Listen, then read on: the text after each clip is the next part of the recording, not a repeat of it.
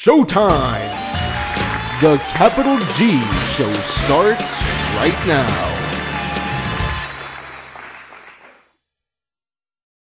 What's up YouTube, Capital G here. So this is going to be one of those videos that probably isn't going to be too popular among players, but we're talking Dante in this video, and I'm going to make the point, as unpopular as it may be, that something is probably going to need to happen to Dante after this format, and by something I pretty much mean limited to one.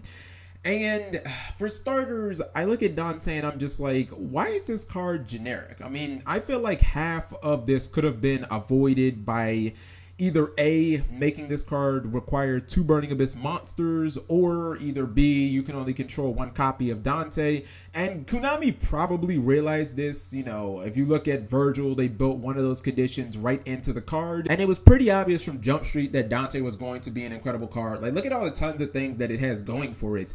It can float even without technically needing to be on the field. It has incredible stats defensively and offensively, and the card even conveniently switches to defense after attacking. It's almost like Dante himself is like, no dude, I'm not gonna let you fuck this up. That effect is mandatory, and even if you're an idiot, I'm going to bail you out. But what's really putting the card over the top into, I would say, broken category is its interaction with the Burning Abyss support cards. I mean, Fire Lake originally looked like it was going to be a really good solid card for Burning Abyss. I mean, it was going to be very easy to activate because all you really needed was a tour guide to make the card instantly live.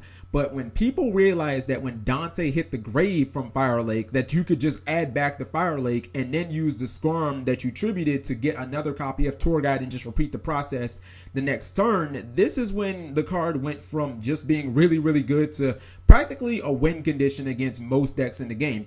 And some of you have probably seen the video that I posted, it was maybe like 3 or 4 days ago, where the guy has 3 Dantes on field and he just endlessly loops Traveler and Fire Lake turn after turn after turn. What the guy essentially does is he creates an endless stream of offense and defense at the same time. And the thing is, his opponent has Aquila Towers on the other side of the field and can't do anything. I mean, you've pretty much got the biggest, baddest monster in the entire game of Yu-Gi-Oh! And you're just practically stunned. You can't do a single thing about your opponent's field.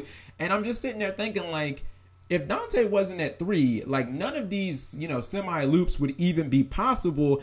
And what's crazy about this is you don't even have to draw these cards like Traveler and Fire Lake. You can just mill them with Dante's effect. Hell, if you're even like super desperate, you can just foolish burial the cards, and then when Dante dies, you can just add them to the hand.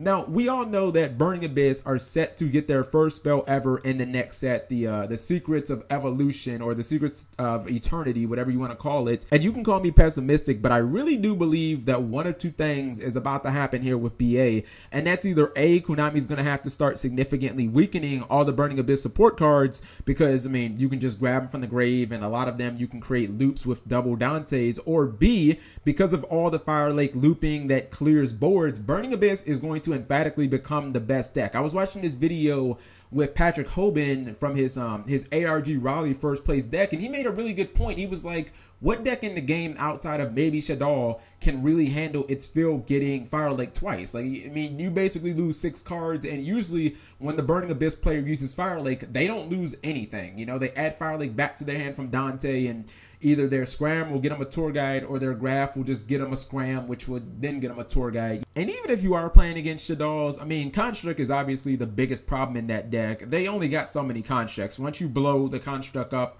enough times, you know, Shaddolls kind of run out of steam. So let me know what you guys think. Do you think that Dante is a card that is in danger of getting limited?